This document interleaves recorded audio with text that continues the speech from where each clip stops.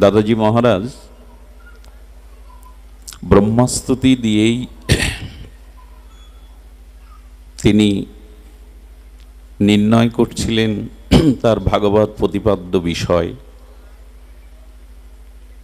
দেখুন, আমি যেটুকু আস্বাদনে মনসংকল্প এই মুহূর্তে শ্রীগুরু করুণায় আপনাদের প্রসন্ন দৃষ্টিতে এসেছে, একটু সামান্য ভক্ত চরিত্রই অবশিষ্ট থাকে। কারণ গুণাবতার চতুরানন ব্রহ্মা, তার অভিমান আসতে পারে ব্রজে, সে লীলার কারণে বা ভগবত প্রেরণার কারণে, কিন্তু চতুরানন সনকপিতা গুণাবতার ব্রহ্মার অভিমান কখনো আসবে না। ব্রহ্মা মাথা কখনো উঁচু করবে না। দৈন্যের মূর্তিমন্ত বিগ্রহ রূপে জগতে প্রতিষ্ঠা পাবেন গুণাবতার সনকপিতা ব্রহ্মা যদি কখনো ভক্তি বা ভক্তভাব আশ্রয় করে জগতে আসতে পারে। ভক্তের মধ্যেই অভিমান থাকে না। ব্রহ্মা যখন হরিদাস ঠাকুর রূপে এসেছিলেন, তার মস্তক কোনোদিনের জন্য তিনি উঁচু করেননি। আমি আজ এই জন্য ওই ব্রহ্মস্তুতি থেকে ব্রহ্মাজির পরবর্তী যে ভক্ত অবতার ঠাকুর নামাচার্য হরিদাস, সেই ভক্ত চরিত্রই একটু সামান্য আস্বাদনের ব্রতী হব। ভক্তি ভক্ত ভগবন্ত গুরু চতুর নাম বপু এক। এই যে ভক্ত, ভক্তি, ভগবান এবং শ্রীগুরু, নাম চারটি কিন্তু তত্ত্ব তো এক। এদের স্মরণ নিলে বিপদ নাশন হয়, এদের স্মরণ নিলেই অভিমান দূরীভূত হয়ে বিশুদ্ধ প্রেম ভক্তি হয়। স্বয়ং ভগবান ভক্তরূপ পরিগ্রহ করবেন কেন? শ্রীকৃষ্ণ চৈতন্য মহাপ্রভু ভক্ত অবতার, তিনি ভক্তভাব অঙ্গীকার করবেন কেন? বৈরাগ্য বিদ্যা নিজ ভক্তিযোগ দানের জন্য ভগবান কেন কোন দুঃখে ভক্ত হবে? ভগবান ভক্ত হবেন এই জন্য, ভক্ত হলো আশ্রয় তত্ত্ব। আশ্রয় তত্ত্বে না এলে ভগবানের মাধুর্য, ঐশ্বর্য, সৌন্দর্য আস্বাদন করা যায় না। বিষয় তত্ত্বে থেকে ভগবানের অনন্ত ঐশ্বর্য মাধুর্য আস্বাদন হয় না। এই জন্য ভগবানও প্রয়োজন বোধ করলেন ভক্ত রূপ ধারণের জন্য, ভক্ত ভাব ধারণের জন্য। আমাদের যা কিছু চেষ্টা, যা কিছু প্রগতি, ভক্তির ক্রমবিকাশ, সবকিছু ভক্ত সঙ্গ থেকেই আসবে। সামান্য সেই ভক্ত চরিত্র যেটা এখন স্মরণ এলো, সেটি আমাদের নাভাজি গোস্বামী তিনি ভক্তমাল চরিত্রে বড় আদর করে উল্লেখ করেছেন। রুহিদাস এই ভক্ত চরিত্র কেন জানি না মনে এলো, একটু ভক্ত চরিত্র আস্বাদনের ব্রতী হলাম। এই রুহিদাস নাভাজি তার ভক্ত চরিত্র দেখিয়েছেন। আপনারা জানেন রঘুপতি রামচন্দ্র, যিনি মর্যাদা পুরুষোত্তম, তার আবেশ অবতার ছিলেন শ্রী জগৎগুরু রামানন্দচারীজি। ইনি রাঘবেন্দ্র, মর্যাদা পুরুষোত্তম, রঘুপতি, কৌশল্যানন্দন, লক্ষণ অগ্রজ, ভগবান রামচন্দ্রের আবেশ অবতার জগৎগুরু রামানন্দচারীজি। ইনার 12 জন শিষ্য ছিল, তাদের মধ্যে অন্যতম ভক্ত রুহিদাস। তাকে অনেকেই রবিদাস বলে উল্লেখ করা হয়। তার ভূমিষ্ঠের পরে তার নাম রবিদাস এবং রুইদাস, এইভাবেই তাকে অভিহিত করা হয়। দেখুন, ভগবানের পরিকরগণও কখনো ভক্ত অবতার হয়ে আসেন। ইনি ছিলেন সাক্ষাৎ ধর্মরাজের অবতার রুইদাস। কে ছিলেন? ধর্মরাজের অবতার। ভগবানের পরিকর গণ ভক্ত রূপে অবতীর্ণ হন। আস্বাদনটা ভক্তভাবেই, ভগবানের অনন্ত ঐশ্বর্য মাধুর্য সৌন্দর্যের আস্বাদন। এই জন্য ব্রহ্মা গুণাবরত থেকে ব্রজে গিয়ে ভগবৎ প্রীত হোক লীলাতে অপরাধ করলেন, কিন্তু সেই ব্রহ্মা ভক্তভাব অঙ্গীকার করে যেন নামাচার্য হরিদাস হলেন, মাথা উঁচু হলো না। ওখানে কোনো বিঘ্নই নেই। এই জন্য রুইদাস সাক্ষাৎ ধর্মরাজের অবতার। পূর্ব কথা বড় মাধুর্যময়, মানসিক ব্যস্ততায় যদিও আমরা সার সংক্ষেপ সূত্রগুলোই উল্লেখ করছি। এই জগৎগুরু রামানন্দাচারীজি তিনি একজন ব্রহ্মচারী বালককে রেখেছিলেন। এটা রুইদাসের পূর্ব ইতিকথা, পূর্ব জন্মের। এই ব্রহ্মচারীর কাজ ছিল বাবার জন্য ভিক্ষা করা। সেই ভিক্ষার নিয়মাবলী ছিল এই ত্রিসন্ধ্যা উপবিদধারী গায়ত্রী পরায়ণ সদাচার সম্পন্ন ব্রাহ্মণের বাড়ি থেকে একটু রুটি ভিক্ষা করা, আটা ভিক্ষা করা। এমনই নিজে হাতে সেটা প্রস্তুত করে ভগবানকে ভোগ লাগিয়ে পেতেন। আজও অনেক নিষ্ঠাবান সাধকদের এই রীতি, তারা নিজে স্বপরিপাকী হয়ে ভগবানকে নিবেদন করেই পান। এই ব্রহ্মচারীকে, যিনি পূর্বজন্মের রুইদাসের পূর্বজন্মে রামানুজাচার্যের শিষ্য একান্ত অনুগত ব্রহ্মচারী, এই কিশোর তিনি ভিক্ষায় যেতেন। তার উপরে নির্দেশ ছিল রামানন্দাচারীর যে উপবিদধারী ত্রিসন্ধ্যা গায়ত্রী নিষ্ঠাবান সদাচার সম্পন্ন ব্রাহ্মণের গৃহ থেকে ছাড়া ভিক্ষা নেবে না। কিন্তু এই ব্রহ্মচারী পথ দিয়ে যেতে যেতে একটা বৈশ্য দোকানদার, তিনি প্রতিদিন তার চরণ বন্দনা করে অনুরোধ করতেন, গোসাই বাবাজির জন্য একটু আটা, একটু ডাউল, একটু ঘৃত, একটু মেওয়া দয়া করে যদি নেন। বলে এটা নিষেধ আছে, নেওয়া যাবে না। বাবা তুমি বারবার অনুরোধ করবে না। হঠাৎ ঝড়ো ঝড়ো ঘন ঘটা বরিশন এলো, ঝঞ্ঝাবাদ এলো। সেই বৈশ্য দোকানদারের আর আলায় একটু দাঁড়িয়েছেন এই ব্রহ্মচারী। বললেন, বাবা আজ আর কি করবেন, ভিক্ষায় যেতে পারবেন না, দুরবস্থা। আরে আমার পরিচয় গোপন রাখুন, বাবাজির জন্য একটু আটা ঘৃত তো নিন। দেখলেন উপায় নেই, আজকের দিনে আর অন্য জায়গায় ভিক্ষা যাওয়াও সম্ভব নয়। উনি গোপন করে বাবাজিকে ওই ভিক্ষালব্ধ আটা দিলেন, সবজি দিলেন। ভোগ লাগাবার পরে রামানন্দাচারী তার অনুভূতিতে অনুভব করতেন যে ভগবান এসে ওটা গ্রহণ করছে, কিন্তু সেদিন আর ভগবান আসলেন না, গ্রহণও করলেন না। উনি ধ্যানের দ্বারা চিন্তা করলেন সেবার বস্তুতে কোনো দোষ বা অপরাধ প্রবেশ করেছে, যে জন্য ভগবান সাক্ষাৎ অনুভূতিতে আজকে সেবা গ্রহণ করলেন না। তিনি ধ্যানের দ্বারা কিছুটা অনুভব করে ডাকছেন, কিরে বাবা ব্রহ্মচারী, কার কাছ থেকে এনেছিস আজ এই ভিক্ষা লব্ধ আটা সবজি, কার কাছ থেকে এনেছিস? তিনি ভয়ে কম্পিত হয়ে পূর্ব ঘটনা খুলে বললেন। তখন বললেন, বৈশ্যের দ্রব্যই তো ভগবত সেবায় লাগে সারা বিশ্বব্যাপী, এটা তো অপরাধ না, কিন্তু ভগবান কেন নিলেন না? ভগবান কেন আজ প্রসাদ গ্রহণ করলেন না, আবার ধ্যানে বসলেন? সমর্থ মহাপুরুষ তো ধ্যানের দ্বারা জানলেন বিষয়টা ওই বৈশ্য দোকানদার তাকে দিয়েছে, এটা অপরাধ না। ওই বৈশ্য দোকানদারের পেছনে লেগে গিয়েছিল চতুর সম্প্রদায়ের, মানে আমাদের যে চতুর্বর্ণ আছে তার চতুর সম্প্রদায়ের তিনি হলেন রঘু চর্মকার। কি নাম বললাম? রঘু চর্মকার। ইনি জাতিতে দাস, মানে যাকে আমরা মুচি বলি। তো ইনার কোনো সন্তান ছিল না, অথচ জুতোর ফ্যাক্টরি, জুতোর ব্যবসা কোটি কোটি টাকা কামিয়েছেন, কিন্তু কোনো সন্তান ছিল না। সমস্ত কাশীর বরেণ্য সাধকদের ডেকে বললেন, কৃপা করুন। বললেন, কৃপা করবার সামর্থ্য একজনের আছে। তুমি যদি কোনো প্রকারে তোমার একটু সেবা রামানন্দাচারীজিকে করাতে পারো যে কোনোভাবে, তাহলে তোমার দোষ বা ত্রুটি অপরাধ নিবৃত্তি হয়ে তোমার মনোকামনা পূর্ণ হবে যে কোনোভাবে। উনি চিন্তা করলেন, আমার হাতে সেবা, আমার দ্রব্য তো উনি নেবেন না। তাই এই বৈশ্য মুদি দোকানদারকে বহু টাকার লোভ দেখিয়ে তাকে বলেছেন, কোনো ক্রমে কোনোদিন যদি সেবার দ্রব্য দেওয়া যায়। বললেন, আমি তোমায় অভিশাপ দিচ্ছি, এই জন্য শ্রীগুরু পাদপদ্মের সেবা সহজ নয়, যাত্রার পক্ষে এটা সম্ভব নয়। তুমি আদেশ লঙ্ঘন করেছো, অভিসম্পদ করছি, যাও।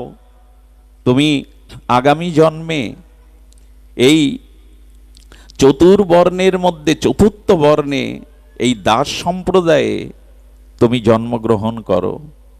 শ্রী গুরুদেবের চরণে প্রার্থনা করে বললেন, হে গুরু মহারাজ, আপনার আশীর্বাদ এটি অভিশাপ নয়, তবে আশীর্বাদ করুন ভক্তি যেন বিনষ্ট কখনো না হয়, ভক্তি যেন নাশ হয়।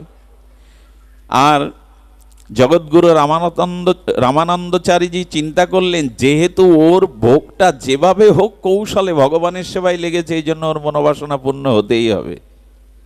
এইটা উনি সমর্থ মহাপুরুষ। তো এই ব্রহ্মচারী ওই রঘু চর্মকারের গৃহে পুত্র হয়ে জন্ম নিলেন। ইনি রুহিদাস। 1371 মাঘী পূর্ণিমার পূর্ণ লগনে এই দিব্য শিশু জন্ম নিলেন। নাম রাখা হলো রবিদাস বা রুইদাস। কিন্তু সব থেকে যেটা সমস্যা ঘটলো, জন্মের পরে উনি মায়ের স্তনে দুগ্ধ পান করেন। ভক্ত চরিত্র বড় তাৎপর্যপূর্ণ। যদি সময় চলে গেছে তবু আমরা একটু ধৈর্য ধরে যদি গ্রহণ করার চেষ্টা করি। কিন্তু উনি মায়ের স্তনে দুগ্ধ পান করলেন না। শিশু যদি ভূমিষ্ঠ হওয়ার পরে এখান থেকে 600-700 বছর আগে, তখন তো এরকম ফ্যাক্টরির দুধ বেরোয়নি, তো মায়ের দুধ পান না করলে তো শিশু মারাই যাবে। প্রার্থনা করতেন, কাঁদতেন পিতামাতা। হঠাৎ একদিন শ্রী গুরুদেব জানলেন যে ওই রঘু চর্মকারের গৃহেই আমার আশ্রিত শিষ্য জন্ম নিয়েছে শিশুরূপে। উনি কোনোদিন ভূক্ষেপ না করে ওই পাড়ার মধ্যে ঢুকে গেলেন। সবাই হাত তুলে দাঁড়িয়ে আছে, কেউ গোবর ছড়া দিচ্ছে, কেউ বিস্ময় প্রকাশ করছে। উনি তো লোকালয়ে আসেন না, ভজন থেকে বেরোন না, উনি কেন আসছেন আজ রঘু চর্মকারের বাড়ি?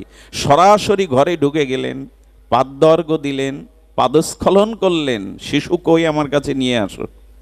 শিশুকে কোলে করার পরে পিতামাতা কাঁদছেন, রঘু চর্মকার কাঁদছেন, তার গৃহিণী কাঁদছেন, শিশু বুকের দুগ্ধ পান করে না। বলেন, আমি মন্ত্র দিচ্ছি, আজ থেকেই দুগ্ধ পান করবে, তবে মন্ত্রটা কার্যকারী হতে গেলে তোমাদের বাইরে যেতে হবে। কিরে বেটা, জন্ম যখন নিয়েছিস মায়ের দুগ্ধ পান না করলে তো মরে যাবি। বলেন, প্রভু ওই মরা তো আগেই মরেছি, এবার আর মরতে চাই না। বলে কেন? বলো, অবৈষ্ণবের দ্রব্য, অবৈষ্ণবের দ্রব্য আপনার সেবাতে দেওয়ায় আমি ব্রহ্মচর্য আপনার চরণাশ্রয় ছেড়ে চর্মকারের গৃহে জন্মেছে। আর এবারও যদি অবৈষ্ণবের কোনো দ্রব্য পান করি তাহলে আমার আবার জন্ম অধঃপথে যাবে, কারণ আমার মা বৈষ্ণব নন, আমার মা দীক্ষাও হরিনাম গ্রহণ করেননি, তার স্তন্য দুগ্ধ পান করলে আমার আবার পতন হবে। কেউ কেউ আবার বিচার করবেন না, মাকে এরকম বিচার করা যায়? যায়। মাকেও বিচার করেছেন এনারা, তার কারণ অন্য কিছু না। আচ্ছা, একটা কথা মনে পড়ে, খুব মাধুর্য, মানে খুব তাত্ত্বিক কথা হলো, যারা গুরুচরণ আশ্রয়পূর্বক নিষ্ঠার সহিত ভগবত ভজন করতে করতে প্রগতি ভক্তির পথে চলতে চলতে জ্ঞাতে অজ্ঞাতে যদি কোনো পাপ মহাপাপ হয়ে যায়, আর তাতে যদি তাকে অভিশপ্ত হতে হয়, পতন হতে হয়, তার পতনটা আর সাধারণ অভজনশীল অপরাধীর পতন এক হলে বিচারটা ঠিক হবে কি? আমি তো খুব দ্রুত বলে যাচ্ছি, শব্দবিন্যস্ত।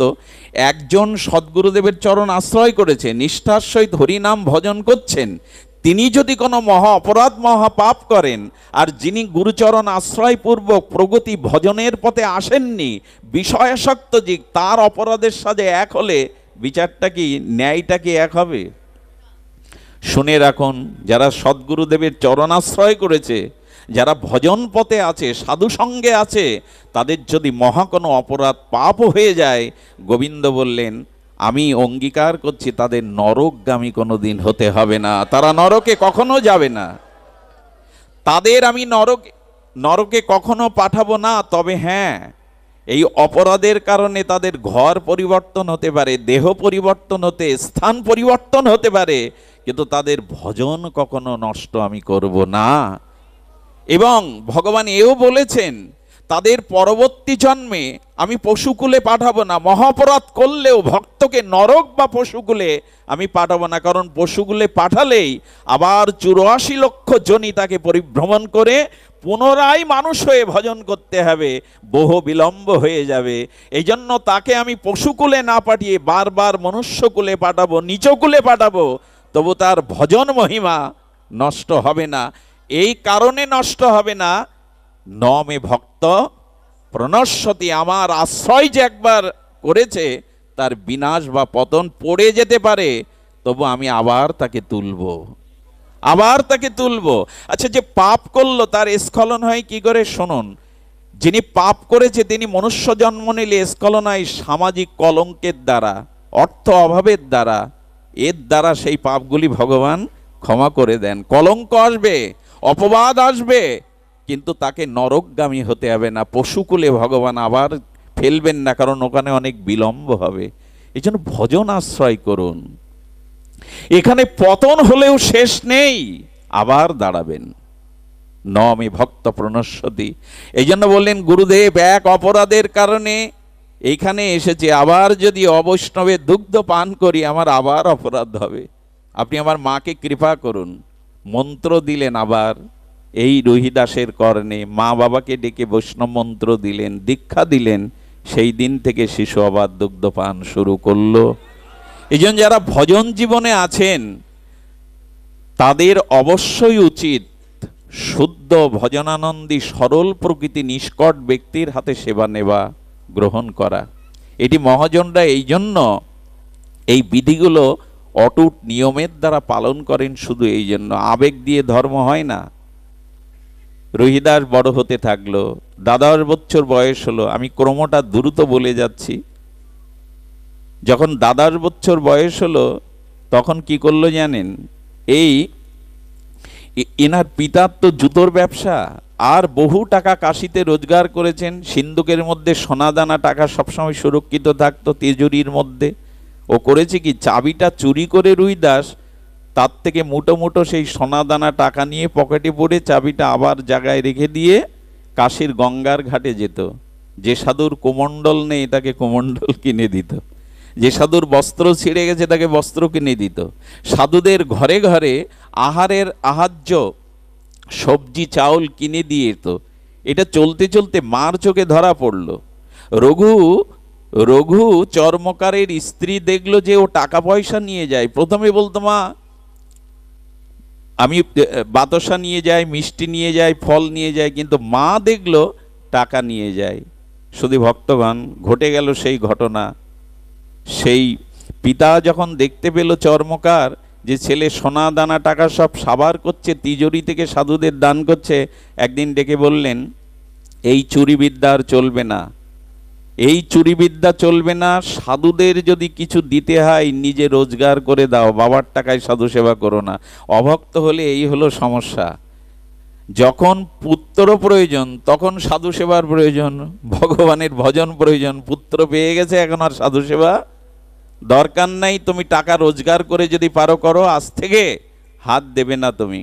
বললেন বাবা এটা তো আমাকে করতেই হবে। এত টাকা জমিয়েছেন সংসারে, মরে গেলে সাথে যাবে। এই টাকা দিয়ে আপনি কি করবেন? এতে আপনার কি কল্যাণ হবে? বরঞ্চ সাধু বৈষ্ণবকে দান করুন। এটাই জীবনের সব থেকে বড় ব্রত, সব থেকে বড় তপস্যা। দান করুন। শোনে কি কথা? রোজগার তো তুমি করনি, আদেশ দিলাম আজ থেকে হাত দেবে না। দেখুন জগতের প্রেম হলো এই, জগতের সম্পর্ক হলে এই যে এই সাতটি টান পড়ে যায়, তখন আর পিতা পুত্রের সম্বন্ধ বাঁচিয়ে রাখা যায় না। 14 বছরে বিবাহ দিয়েছিলেন যাতে ছেলেটাকে বিবাহ দিলেন, ঘরে আটকে রাখা যায়। বাবা বললেন এই টাকায় ব্যয় করবে, কোনো কাজ করবে না, সাধুসঙ্গ করবে, আমি তোমাকে তেজ্যপুত্র করলাম। বললেন মনে মনে এটাই চেয়েছিলাম। সংসারের সম্পর্ক দেখুন, স্বার্থের আঘাত পড়লেই এখানে আর কেউ কারোর আপনত্ব থাকে না। এটাই সংসারের বাস্তবতা। পথে বেরোলেন, কি করলেন জানেন? আহা, খুব বড় পবিত্র এই চরিত্র, ভক্ত চরিত্র এমন যে হৃদয়ে আবেশ আসবেই, ভজনের একটা আগ্রহ ব্যাকুলতা জাগাবেই ভক্ত চরিত্র। উনি স্ত্রীকে বললেন পিত্রালয়ে চলে যাও, এই কাঙালের সাথে রাস্তায় রাস্তায় ঘুরো না। সহধর্মিনীও পেয়েছিলেন, বললেন জীবনের সুখ দুঃখ তোমার চরণেই সঁপে দিয়েছি, তোমার কাজ ছাড়া হব না। একটা পাটি বিছিয়ে দিয়ে জুতো সেলাই শুরু করলেন। কি শুরু করলেন? জুতো সেলাই শুরু করলেন রুইদাস। আর এই জুতো সেলাইয়ের একটা নিয়মকে ঝুপড়ি বেঁধেছে। ঝুপড়ি বেঁধে স্ত্রী থাকে। জুতো সেলাইয়ের একটা নিয়ম হলো, যত সাধু আসবে তাদের কাছে পয়সা নেবে না। সাধুর জুতো পালিশ করে সেলাই করে পয়সা নেবে না, যারা দেয় তাই দিয়ে সবজি কিনে আর তার সেই শিলা বিগ্রহকে সেবা দিয়ে, সেই সেবার পর যদি দুয়ারে কোনো সাধু দেখে তাকে এক মুষ্টি দিয়ে তবে যেটুকু থাকে হরিদাস তাই পায়। গৃহে থেকে ভক্তি হয় না তা নয়, গৃহে থেকেই ভক্তি হয়। গৃহী যদি প্রকৃত বৈষ্ণব হয়, ভক্ত হয়, সেটা অনেক শ্রেষ্ঠ ধর্ম। মহাপ্রভুর কয়জন হাতে গোনা, রূপ সনাতন অষ্ট গোস্বামী সহ হাতে গোনা, সবই তো আশ্রিত, সবই তো গারস্থ আশ্রম শিষ্য। মহাপ্রভু সারি অনাচার করো কৃষ্ণের সংসার বলে গেছেন। গৃহী আর সন্ন্যাসী যদি আদর্শ ত্যাগ বৈরাগ্য থাকে, এদের মধ্যে কোনো পার্থক্য নাই। সদাচার পালন করতেন, সাধুদের কাছে পয়সা নিতেন না, বরং সাধুদের আসলে একটু সেবা করাতেন। এই করতে করতে করতে করতে ঝুপড়ির মধ্যে থাকে, যাই মোটা চাল সবজি নিয়ে ভগবানকে ভোগ লাগায়, ভগবানের চোখে এলো জল। আমার ভক্ত এই কষ্টে থাকবে। ভগবান একদিন নিজে সাধুরূপে জুতো সেলাই করতে এলেন। ভগবান পা বাড়িয়ে দিয়ে বলছে, রুইদাস, সারা ভারত পরিভ্রমণ করব তীর্থে, এখন পদব্রজেই যেতে হবে, তো তুমি জুতোর একটু ভালো করে সেলাই করে দাও। বলে, প্রভু চামড়া টামড়াগুলো নতুন করে লাগিয়ে দিয়ে ফ্রেশ করে দিলেন। দিয়ে বলছে, দেখো রুইদাস, আমার কিছু কিছু অর্থ আছে, এইটা নিয়ে ঘুরতে গেলে বিপদ, অর্থটা তোমাকে আমি দিয়ে যাই, আমার তো অনেক আছে। বললেন, প্রভু আমার যে একটা নিয়ম আছে, সাধুদের জুতো সেলাই করে সেবা করে আমি কোনো পয়সা নেই না, এটা আপনি দিতে পারবেন না। ভগবান বললেন, আমি তো হেরেই যাচ্ছি। টাকার থলে যখন নিল না, তখন বলছে, দেখো আমার কাছে একটা মূল্যবান সম্পদ আছে, এ নিয়ে তীর্থে পরিভ্রমণ করা বিপদ আসবে, সেটা পরশ পাথর, রাখো না এটা। ভগবান তার ভক্তকে কখনো অভাবে রাখতে চান না, অন্য কষ্টে রাখতে চান না। সাধুরূপে এসে বললেন, এই পরশ পাথরটা রাখো। হাত জোড় করে বললেন, প্রভু পরীক্ষা নিবেন না, পরীক্ষা নিবেন না। পরশ পাথরের প্রলোভনে যদি ভজন ত্যাগ হয়ে যায়, বাঁচবো কি নিয়ে? আমার সম্পদ তো সাধন ভজন, সাধুগুরু বৈষ্ণব, পরশ পাথর না। একথা কারা বলতে পারে? দেখুন ভজন কত প্রিয়। পরশ পাথর, আচ্ছা বললেন তোমার বিশ্বাস হচ্ছে না, না এটা পরশ পাথর। পরশ পাথরকে কেউ ফিরিয়ে দেয়? ওই যে জুতোটা রেখে যেখানে হাতুড়ি দিয়ে সেলাই করেন, ওকে কি বলে? একটা লোহার মার্বেল মতো, ওইটাতে ভগবান সাধুরূপে এসে একটু ছুঁয়ে দেখলেন, সোনা হয়ে গেছে। বলে, সর্বনাশ। বলে, এটা আর মোটে আমার কাছে রাখবেন না। আরে এ থাকলে আমার উপাসনায় নষ্ট হয়ে যাবে, সোনা থাকলে। আপনি এটা নিয়ে যান। বললেন, এনেছি যখন নিয়ে যাব না, ওর একটা ছোট বাটি ছিল, ওর মধ্যে রেখে গেল। বিশ্বাস করুন 1 বছরের মধ্যে ওই দিকে আর ফিরে তাকায়নি রুইদাস। 1 বছরের মধ্যে ফিরে তাকাননি। এরপরে যে ঘটনা ঘটল আরও অবাক করা। উনি শিলা বিগ্রহ, সেবিত বিগ্রহ, শিলা বিগ্রহ, তো সেই শিলা বিগ্রহে উনি ফুল জল যা দিতেন, ঘটনা ঘটলো আর একটা। ভগবান চিন্তা করলেন, একটা তো কিছু ওকে দিতে হবে। ওই শিলা বিগ্রহে প্রতিদিন সকালে 5টা করে মোহর প্রসাব করত। একদিন রুইদাসকে তার স্ত্রী দেখাচ্ছে, আরে অবাক কাণ্ড দেখো, এই 5টা করে মোহর এই প্রতিদিন সকালে আমি দেখছি আজ কদিন ধরে। বললো, জোগাড় করে রেখেছো তো, দাও।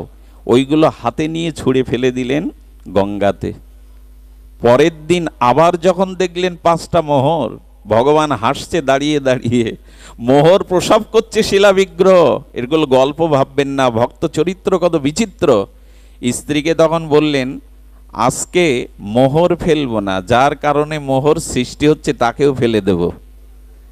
শিলা বিগ্রহ, আমাকে পরীক্ষা নিও না ঠাকুর, আমাকে ভজন থেকে চ্যুত করতে যেও না।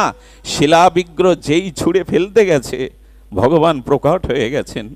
রুইদাস, রুইদাস একবার অন্তত আমাকে জিততে দাও। বারবার তুমি জিতে যাবে, আমাকে একবার জিততে দাও। তোমার কষ্ট ঝুপড়ির মধ্যে থাকা আমার ভালো লাগে না, কিছু তো নাও। ভগবানের চোখে জল দেখে রুইদাস বলছেন, আমার কারণে তুমি চোখে জল আনছো? আমি বারবার জিতে যাচ্ছি। আসলে ভগবানের জিত তো ওটাই, ভক্তকে জিতিয়ে দিয়ে ভগবান পরাজিত হয়, এইটাই তো ভগবানের শ্রেষ্ঠ জয়।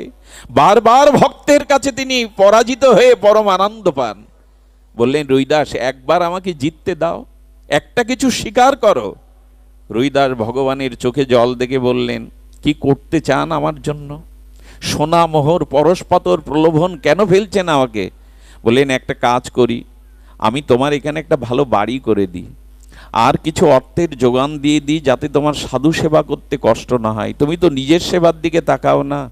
ভগবান দুঃখ পাবে বলে স্বীকার করলেন।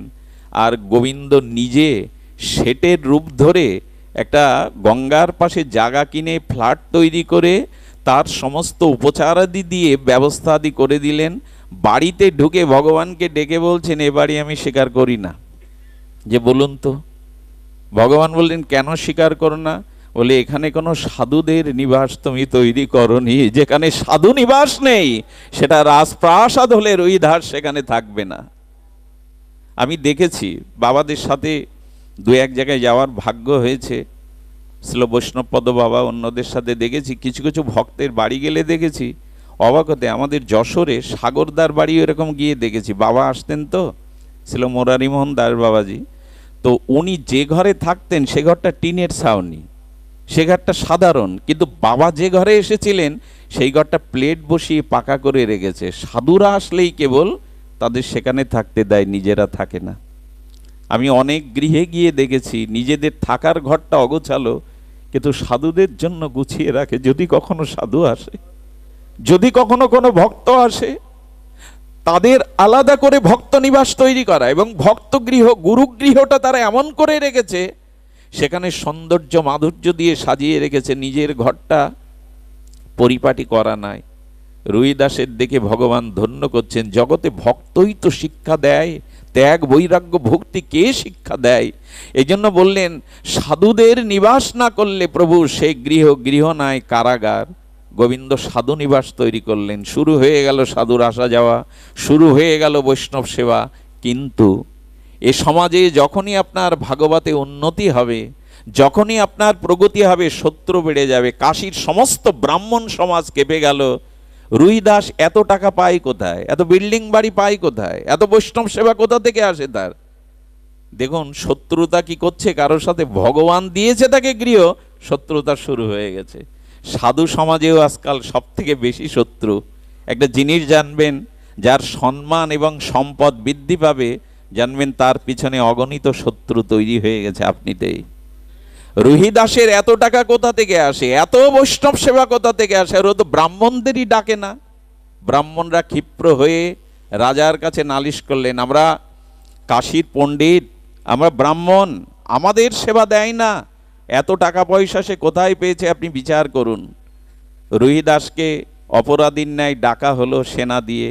রুহিদাস হাত জোর করে দাঁড়িয়েছেন আর বলছেন, তুমি জাতিতে মুছি, জাতিতে তুমি চতুর্বর্ণের চতুর্থ বর্ণের মানুষ, তুমি জুতো সেলাই করো রাস্তায় বসে, ছেঁড়া জামা কাপড় কোথায় পাও এগুলি? জবাব দাও। ব্রাহ্মণরা জানতে চাইছে। তুমি ভক্তভাব অঙ্গীকার করে বাইরে দস্যুবৃত্ত চুরি ডাকাতি করে সম্পদ করেছ। উনি হাত জোর করে বললেন, না, এগুলি ভগবানই কৃপা করে আমাকে দিয়েছেন। কেউ কি বিশ্বাস করে সে কথা? বলে, ভগবান ওকে দেননি, আপনি ওকে বিচার করুন, ওর সয় সম্পত্তি কেড়ে নিন। আর ওর এমন সাহস হয় কি ব্রাহ্মণদের না ডেকে অন্যদের সাধুদের শুধু সেবার ব্যবস্থা করে? তখন বললেন, হে ব্রাহ্মণগণ, আপনারা ডাকলে কি আমার কাছে আসবেন? আমি তো ঋষি, আমি তো মুচি, আমার বাড়িতে তো আপনার সেবা নেবেন না। বলে, ওরা নেয় কেন? বললেন, ভক্তিতে কোনো জাতির বিচার থাকে না, ভক্তিতে কোনো বিচার থাকে না, এই জন্য সাধুরা আসেন আমার ওখানে। ভক্তিতে বিচার নাই, কিন্তু আপনারা তো আমার কাছে আসবেন না। বলে, আসবো না, কিন্তু তুমি জবাব দাও। রাজা বললেন, ওদের প্রশ্নের সদুত্তর আসেনি, তুমি জবাব দাও। কি করে এগুলি তুমি? বললেন, দেখুন ভগবান দিয়েছেন। ব্রাহ্মণরা বললেন, প্রমাণ দিতে পারবে? খুব এই কথাটি মন দিয়ে শুনতে হবে। ভক্তের কাছে প্রমাণ চাইছে, প্রমাণ দিতে পারবে? ব্রাহ্মণগণ তখন কূট বুদ্ধির দ্বারা বললেন, ঠিক আছে, ভগবানের বিগ্রহ সিংহাসনে রাখা হবে, আমরা দুই পাশে, ও পাশে এক পাশে ও বসবে, আমরা বসবো, যার আহ্বানে ভগবানের সিংহাসন ঘুরে গিয়ে যাদের দিকে ফিরবে জানা হবে তারাই সত্য বলছে, হয়তো রুহিদাস না আমরা। রুহিদাস এই পরীক্ষার জন্য রাজি হয়ে গেলেন। ব্রাহ্মণরা কি করলেন জানেন? সিংহাসনে বিগ্রহকে রেখে স্তুতি শুরু করেছেন, গায়ত্রী শুরু করেছেন, বেদস্তুতি শুরু করেছেন, তাদের তো কণ্ঠস্থ। রুহিদাস চোখের জলে ভাস্যার বলছেন, না জানি লেখাপড়া, না জানি কোনো স্তুতি, শুধু মনের প্রাণে তোমাকে ডাকতে জানি, তোমার নাম আশ্রয় করতে জানি, আমার তো আর কিছু জানা নেই। তবে তুমি তো ব্রহ্মস্তুতিতে, তুমি তো বেদস্তুতিতে, গায়ত্রীতে সন্তুষ্ট হও। যখন ওরা সমস্ত গায়ত্রী ঘন্টার পর ঘন্টা বেদস্তুতি করলো, সিংহাসন নড়লও না, ওইভাবেই থেকে গেল। পালা হলো এবার রুহিদাসের। গেয়ে উঠল সে প্রাণের আকুল করা ভক্তিতে, হে মাধব, হে জনার্দন, যেমন শবরীর ডাকে সাড়া দিয়েছিলে, প্রহ্লাদের ডাকে সাড়া দিয়েছিলে, তুমি তো এমনি করে ভক্তের পরীক্ষার দিনে বারবার সাড়া দিয়েছ। আজ করুণা করে তুমি সাড়া দাও। যেই বলেছে বিস্ময় প্রকাশ করে সিংহাসন নড়ে উঠল। সিংহাসন আপনি থেকেই অমনি করে রুহিদাসের দিকে এগিয়ে যেতে লাগলো। এই দৃশ্য সেদিন রাজা দেখলেন। রাজা পণ্ডিতদের বললেন, পণ্ডিতগণ, আপনারা উচ্চ বর্ণের হতে পারেন, পাণ্ডিত্য থাকতে পারেন, কিন্তু দেখুন ভগবত ভক্তি কাকে বলে। আর সিংহাসন সহ ভগবান তাকে বরণ করতে এগিয়ে গেছে। রাজা নিজে উঠে রুহিদাসকে প্রণাম করছেন, বাবা, কত অপরাধ করেছি আপনার মতো নিষ্কিঞ্চন ভক্তকে পরীক্ষার মধ্যে ফেলে। ওদের কথা শুনে ব্রাহ্মণরা তখনও দমেনি। তখন বললেন, ঠিক আছে, ওর ভক্তি আছে, কিন্তু ও তো ব্রাহ্মণ না, ও ভগবানের সেবার, শিলাবিগ্রহ সেবার কি অধিকারী? লক্ষ্য করুন, বললেন ব্রাহ্মণের কথা বলছেন। রুহিদাস মুখ খুলেছে, ব্রাহ্মণের কথা বলছেন? তবে দেখুন, আমি 7 জন্ম ব্রাহ্মণ ছিলাম। কয় জন্ম? 7 জন্ম ব্রাহ্মণ ছিলাম। এই জন্মে একটি অপরাধের কারণে আমি এই ঘরে এসেছি। বলে প্রমাণ কোথায়? কি করলো জানেন? ছুরি নিলেন, ছুরি নিয়ে বুক চিরলেন, বুকের ভেতর থেকে, হৃৎপিণ্ড থেকে সোনার উপবিদ বের করে আনলেন কয়েকটি। এই দেখুন, আমি পূর্বজন্মে ব্রাহ্মণ ছিলাম। ব্রাহ্মণরা মাথা নিচু করলেন, জানলেন ইনি সাধারণ ভক্ত নন। এই জন্য ভক্তের কোনো জাতি বিচার কখনো করবেন না। হয়তো পূর্বজন্মে তিনি আমার থেকে সুবর্ণে ছিলেন, কোনো অপরাধের কারণে এসেছেন। এই জন্য ভক্তকে অন্তত জাতকুলের, কৃষ্ণ ভজনে নাই জাতি কোলাদি বিচার। আজও সমাজে চলছে সেটা, কিন্তু উচিত নয়, উচিত নয়। এমনি করে রুহিদাসের যখন ব্যাপ্তি ছড়িয়ে পড়ল, ঘটনা ঘটল। আরও একটি ঘটনা তো আছেই, আমি সংক্ষিপ্ত রূপেই বলবো। দেখুন, এক পণ্ডিতজি জুতো সেলাই করতে যান, রং লাগাতে যান, আর সেই পণ্ডিতজি রাস পণ্ডিত কাশীর। তো তিনি যখন যান, রুহিদাসকে বড় ভালো লাগে। রুহিদাসকে তখন বলছেন, আচ্ছা তুমি যে অর্থকড়ি নাও না, কেন নাও না, চলবে কি করে? তখন বললেন, দেখুন, গোবিন্দ এই সেবা দিয়েছেন আমাকে, আমার কি মনে হয় জানেন? চামড়া দিয়ে না, আমার মনে হয় আমার গায়ের চামড়া দিয়ে যদি সাধু বৈষ্ণবের পায়ের জুতো হতে পারতাম, আমার ভজন, আমার সাধন সফল হতো। আমার মন চাই, আমার মন চাই।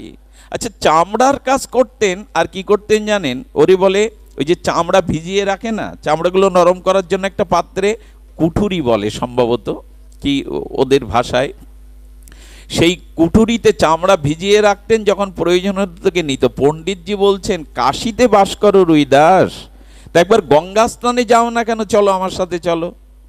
তখন বললেন, গঙ্গা মায়ের কাছে যাই না কেন জানেন? ওইখানে সাধুরা, সন্ন্যাসীরা স্নান করে, আমার ছোঁয়া লাগলে যদি তাদের ধর্ম নষ্ট হয়, এই জন্য মা গঙ্গাকে আমি এখানে বসেই প্রণাম করি, যাই না। বলে, এক কাজ করুন না, আমি 2টো কলা রেখেছি, এই 2টো কলা একটু মা গঙ্গাকে দিবেন তো আমার হয়ে। আপনি তো রাস পণ্ডিত, রাজার প্রসাদ আদি নিবেদন করেন গঙ্গায়, 2টো কলা দিবেন। কি বলবো আপনাদের, তাচ্ছিল্যভাবে পণ্ডিত নিল। কলা আর মা গঙ্গা কি নেবে? যেখানে রাজবাড়ি থেকে ভোগ রাগ যাচ্ছে, পূজা আরতির পরে উনি মনে করেছেন কলা 2টো ফেলেই দেই, একে আর গঙ্গাকে কি দেব। কি বলবো আপনাদের, কলা বের করে যেই হরিদাসের ভাবনাটা এসছে, কলাটা ফেলতে যাবে, গঙ্গার মধ্যে থেকে সাক্ষাৎ প্রতিপাবনী গঙ্গা হাত বাড়িয়ে বলছেন, ফেলো না, আমায় দাও, ফেলো না, ওটা ওটা ফেলবার জিনিস নয়, আমার রুহিদাস আমাকে দিয়েছে, দাও। এটা আশ্চর্য হতে হয় ভক্তির মহিমা। মা গঙ্গা নিজে এক হাত বাড়িয়েছেন, তার সেই দিব্য চিন্ময় হস্ত সবাই যেন গঙ্গার ঘাট আলোকিত হয়ে গেছে। থরথর করে কাঁদছে রাজপণ্ডিত, কার জিনিস ফেলতে গেছি। এই ভক্তের দ্রব্যের মধ্যেও ভক্তি থাকে। দাদাজি যেখানে গিয়েছিলেন, এরপরে মহাপ্রভুর কথা আছে। দেখুন, ভক্তের দ্রব্য বস্তু, ব্যবহৃত বস্তুর মধ্যেও ভক্তি থাকে। মনে পড়ে আপনাদের কাজী উদ্ধারের দিনে মহাপ্রভু সংকীর্তনরত হয়ে ফিরছিলেন নবদ্বীপের। প্রতিটা কদলী বৃক্ষ আলপনা আঁকিয়ে মঙ্গল ঘটে স্থাপন করে সবাই চিন্তা করছে কাজী উদ্ধার হলো, প্রেম বিতরণ হলো, প্রভু যদি আমার ঘরে ঢোকে, একটু আমার আঙিনায় আসে। সবাই অপেক্ষা করছে গৌরের জন্য, কিন্তু মহাপ্রভু ঢুকলো কার বাড়ি জানেন? শ্রীধরের আঙিনায়, যার ঘরে ভালো খড় নাই, যার ঘরে বসতে দেওয়ার কোনো বস্ত্র নাই। শ্রীধর ভক্তিতে কাঁদছে আর কাঁপছে, গৌর হরি, হে গৌর সুন্দর, তুমি এলে, তোমাকে বসতে দেওয়ার মতো কোনো আশ্রয় আমার কাছে নাই। মহাপ্রভু কীর্তন করতে করতে পিপাসাক্ত হয়ে দেখলেন, কি দেখলেন? শ্রীধরের সোপানের উপরে, এই যে বাড়ি পোটে থাকে না, সোপান থাকে, সোপানের উপরে বহু জরাজীর্ণ লোহার একটা পাত্রে বাইরের ব্যবহারের জন্য জল রাখা আছে।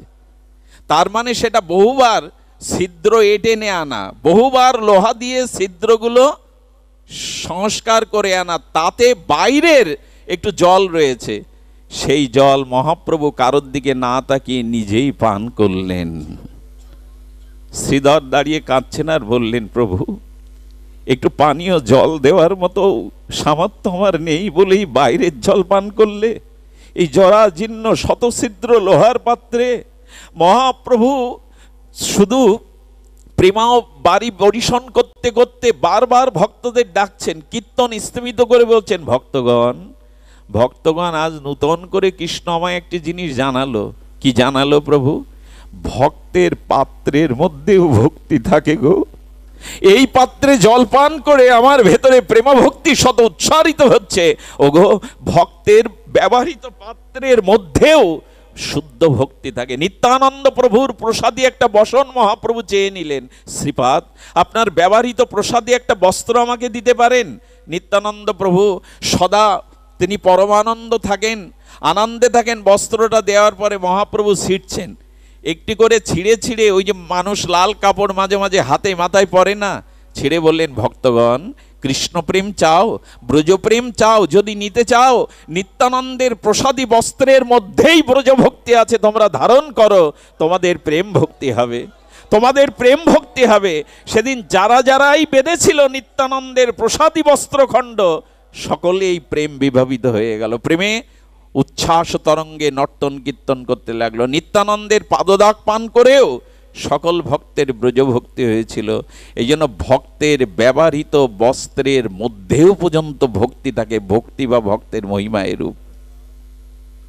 শুধু ভক্তগণ, সেদিন শ্রীধরের গৃহে মহাপ্রভু জানিয়েছিলেন, তোমার পাত্রের মধ্যেও ভক্তি আছে শ্রীধর। কেন ভক্ত সঙ্গ করতে হবে? কেন ভক্ত অনুগ্রহ নিতে হবে?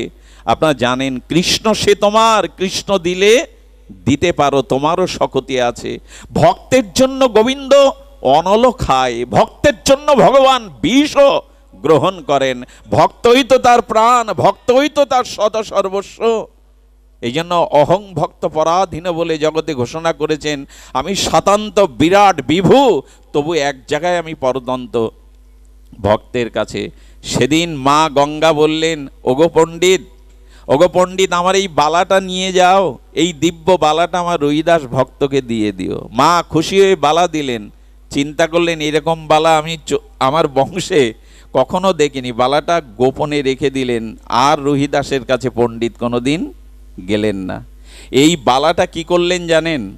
অভাবের তাড়নায় এই রাজ পণ্ডিত অভাব দূর করবার জন্য এক সাগরার কাছে গেলেন।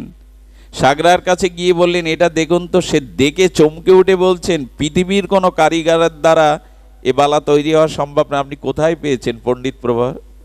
বলেন পৃথিবীর কোনো স্বর্ণকার এই বালা তৈরি করতে পারে? এটা দিব্য কোনো বালা, আপনি বলুন কোথায় পেয়েছেন? বললেন যেখানে পাই, তোমার জানার দরকার নেই, কিনবে?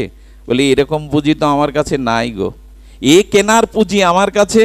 বলে কি আছে তাই দাও না। বললো 1000খানি টাকা আছে। বলে তাই দিয়ে দাও। বিক্রি করে চলে গেল পণ্ডিত। ওইখানে নগরপাল, কাশীর নগরপাল, নগরপাল মানে বোঝেন তো, এখন যাদের মেয়র বলে, তো সেই নগরপালের স্ত্রী, তার খুব শখ অলংকার পরার। ওখানে গিয়ে বলছেন আমাকে ভালো বালা দিতে হবে। তো যা দেখায় পছন্দ হয় না, শেষ পর্যন্ত ওই বালাটা বের করার পর বললেন হ্যাঁ এরকমই তো খুঁজছিলাম, আর একটা কই? বলে এরা দ্বিতীয় নেই, একটাই। 2000 টাকা দিয়ে কিনলেন। কিছু মনে করবেন না, অনেক মায়ের আছেন, মায়েরা যারা শৌখিন মায়েরা অলংকার পরতে খুব ভালোবাসেন, তারা খুব দামি অলংকার পরলে ওটা আবার ইনিয়ে বিনিয়ে অন্যকে দেখানো বটে। তো ভালো লাগছে দামি অলংকার। ওনার সাথে ওই কাশীর রাজার রানী, তার সাথে তার সখ্যতা ছিল, আত্মীয় ছিল। যেই রানীর সামনে হাত দোলাচ্ছে, সেই বালা চমকিত দেখে রানী ধরে বলছেন সর্বনাশ, এ বালা তোমার হাতে তো থাকবে না, যে কিছুর বিনিময়ে এ বালা আমার চাই।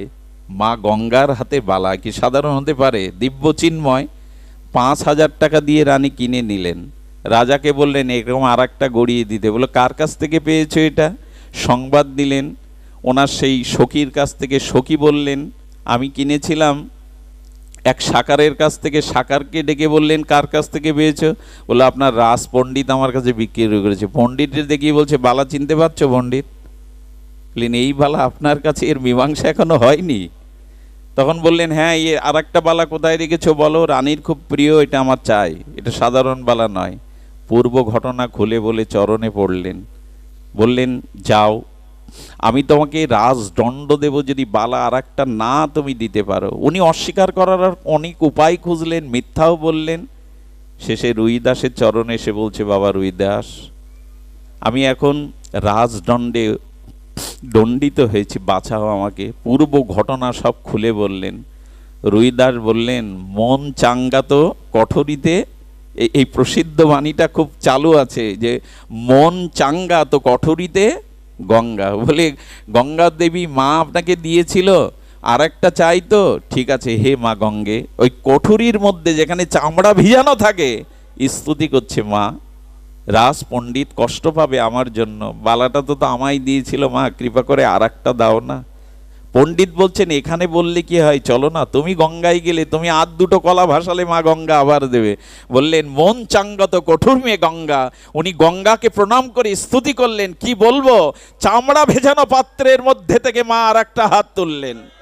শ্রী গঙ্গা দেবী আর একটা হাত তুলে আর একটা বালা দিয়ে দিয়ে বললেন আমার অদেয় কিছু নেই তোমার জন্য, ভক্তকে সব দিতে রাজি। গোবিন্দ আমায় আদেশ দিয়েছেন কৃষ্ণ ভক্তের জন্য সব কিছু বিলিয়ে দেওয়া।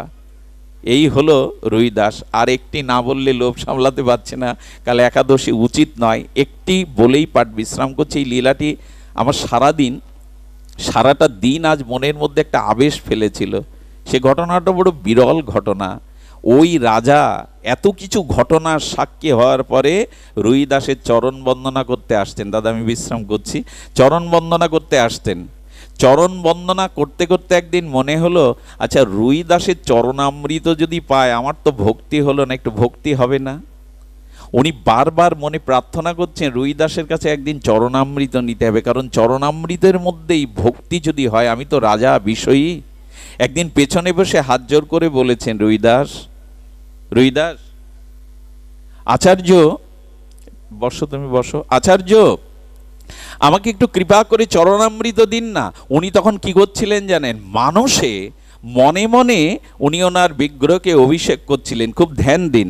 রুইদাস মনে মনে অন্তর চিন্তা দ্বারা ভগবানের বিগ্রহকে যখন অভিষেক করছে, ওই অভিষেকের ভাবনায় ভাবিত হয়ে ওনার চামড়া ভিজনে কুটিরি থেকে হাত দিয়ে একটু জল তুলে রাজার হাতে চরণামৃত দিয়ে দিয়েছেন। প্রসাদে বিশ্বাস সকলের হয়? প্রসাদে বিশ্বাস কি হয় সকলের? রাজা ওটা হাতে নিয়ে চিন্তা করছেন, চরণামৃত দিল। আসলে ভক্ত হলে কি হবে, এখনো জাতির স্বভাবও ঘোচাতে পারেনি। হাতে করে চরণামৃত যদি ঋষি বা মুচি দেয়, কিছু মনে করবেন না, রাজার অভিমানে বাঁধল। রাজা চিন্তা করলেন এটা ফেলে দিলেও আবার উনি দেখলে অপরাধ হবে, উনি ভক্ত। রাজা কি করলেন জানেন, রাজা দুই কুল রক্ষা করতে গিয়ে পকেটের কোডের যে পকেট ছিল ওইখানে রেখে দিয়েছেন, দুই কুল বাঁচবে, মনে করবে আমি পেয়ে নিয়েছি, আর ওটা পকেটেই গোপন থাকলো। পকেটে যাওয়ার পর বাড়ি গিয়ে ওটা খুলে দেখে ওখানে একটা দাগ হয়ে গেছে, ওই রস লেগে না একটা দাগ হয়েছে, রাজার কোট, ওটা কাঁচাতে দিয়েছে। আহা, ভক্তের দ্রব্যতে কি ভক্তি থাকে দেখুন। ওই কাঁচাই কারা সম ধোপা ধোপা ধোপা কাচতে গিয়ে বলছে রাজার পোশাকে কোনো দাগ থাকলে তো আমাকে সাজাই দিয়ে দেবে, টাকাও দেবে না। ওই দাগটা বারবার বারবার তুলতে চেষ্টা করছে, চরণামৃতের দাগটা বারবার, যখন পাচ্ছে না তখন মনে করলো আচ্ছা একটু জিহ্বা দিয়ে দাঁত দিয়ে ঘষি না। যেই না দাঁতে ওটা দিয়েছে জিহ্বায়, কয়েকদিনের শুকনো হলে কি হবে, তার কিঞ্চিত পরিমাণ চরণামৃত রস যেই উদরে প্রবেশ করেছে, আপনাদের কি বলবো, সব ফেলে দিয়ে তখন তিনি কীর্তন করতে শুরু করেছেন। অশ্রুপুলক কম্প অষ্টসাত্ত্বিক বিকার হতে শুরু করেছে। উনি ধুলায় গড়াচ্ছেন, সংকীর্তনের আনন্দে গড়াচ্ছেন। কখনো বৃন্দাবনের কীর্তন, কখনো নবদ্বীপের লীলা ব্রজলীলা, কখনো রাধারানীর মহিমা, অনর্গল অনর্গল ওনার মুখ থেকে উচ্চারিত হচ্ছে অষ্টসাত্ত্বিক বিকারে। এই হলো ভক্তের দ্রব্যের ভক্তির মহিমা। কবিরাজ কৃষ্ণ গোস্বামী এমনি বলেনি, ভক্ত উচ্ছিষ্টের মধ্যে যে ভক্তি থাকে, ভক্তের চরণ জলের মধ্যেই যে ভক্তি থাকে, এটা এটা ঐকান্তিক সত্য মনে করে, দৃঢ় বিশ্বাস মনে করে গ্রহণ করতে হবে। ওর যখন এই অবস্থা, গ্রামের লোক বলছে উন্মাদ হয়ে গেছে, ও তো কখনো কীর্তন জানে না, লেখাপড়া জানে না, ব্রজলীলা কি করে স্ফুরণ হচ্ছে, নবদ্বীপ লীলা। রাজার কাছে চলে গেল। রাজা তাকে বললেন এগুলো কি করে হলো? বলল আমি জীবনে স্কুলে যাইনি, লেখাপড়া জানি না, ভগবান কি জিনিস আমি জানি না, কিন্তু আপনার কোডের পাশে যে দাগটা লেগেছিল ওইটা তোলার জন্য আমি জিহ্বায় দাঁতে দেওয়ার সাথে সাথে আমার মধ্যে এই ভাব এসে গেছে। রাজা রাজা আমি জানি না আমার কি হয়েছে। রাজা বুঝলেন কি অবস্থা, চোখের জলে অনুশোচনায় এর কাছে চলে গেলেন, বড় ভুল করেছি, বড় অন্যায় করেছি, কৃপা করে চরণামৃত একটু আমায় দিন। বলো রাজা, আজ আর শতবার চরণামৃত নিলে এই ভক্তি তোমার হবে না, সেদিনই হওয়ার কথা ছিল। এই জন্য আমরা যেন ভজনে ভুল না করি। ভজনের দ্রব্য সাধুতে কোনো অপরাধ না হানি, বিশ্বাস চাই, এ পথে একমাত্র বিশ্বাস চাই, সুদৃঢ় বিশ্বাস করে নিতে হবে। ঘটনা আরও আছে, যদি আবার কখনো সময় হয় আমরা ভক্ত চরিত্রে আস্বাদন নেব। একটু অন্যায়ও করে ফেললাম, অনেক দূর থেকে যারা এসেছেন তাদের এভাবে বসিয়ে রাখাটা উচিত হয়নি। আমি উঠতেই চাইনি, আর শ্রোতা হয়ে এসেছিলাম, কারণ আমাদের কার্তিক সাহা মহাশয় একটা সময় দেখেছি যে তাদের এই ভাবদশাটা ছিল না। গুরুপাদ পদ্মে আশ্রয় নেওয়ার পরে আজকে তাদের মানসিকতা দেখে বড় গর্ব হচ্ছে যে না, আজ তারা ভগবত উন্মুখ হয়ে এমনি করে সাধু সম্মিলনে শ্রী গুরুপাদ পদ্মের শোভাগমনে এমনি একটি অপূর্ব ভাগবত যজ্ঞ আমাদের উপহার দিলেন। শত চেষ্টা, শত কষ্ট, শত উৎকণ্ঠার মধ্যে দিয়ে তারা এই যে আয়োজন করলেন, একটু প্রার্থনা করবেন তাদের যেন কৃষ্ণ ভক্তি হয়, নামে রুচি হয়। আমি ঋণী হয়ে থাকলাম। বাবা বসে বসে পাঠ শুনলেন, উনি আমাদের প্রণম্য। এভাবে বসে কোনো মহাত্মা কেন শুনছেন জানেন? ওনার গুরু মহারাজ শুনতেন। আমাদের বিশ্ববরেণ্য এই পদারবিন্দের চরণে আমরা ঋণী, এই জন্য উনি পাঠ শুনতেন। পাঠ শুনতে শুনতে অশ্রু বিগলিত হয়ে অষ্টসাত্ত্বিক বিকার আসতো। সেই ভাবধারাটা তার মধ্যে। সবার মঙ্গল হোক, সবার কল্যাণ হোক।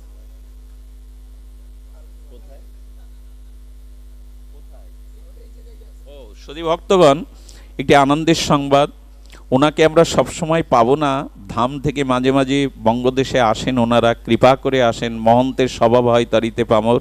উনি আগামীকালও হরিকথা পরিবেশন করবেন। বাবাজি মহারাজ, আমার দাদাজি মহারাজ পরম পূজ্যপাদ, তার শ্রীমুখে আপনার অপূর্ব আস্বাদন করবেন। তিনি আগামীকালও হরিকথা পরিবেশন করবেন।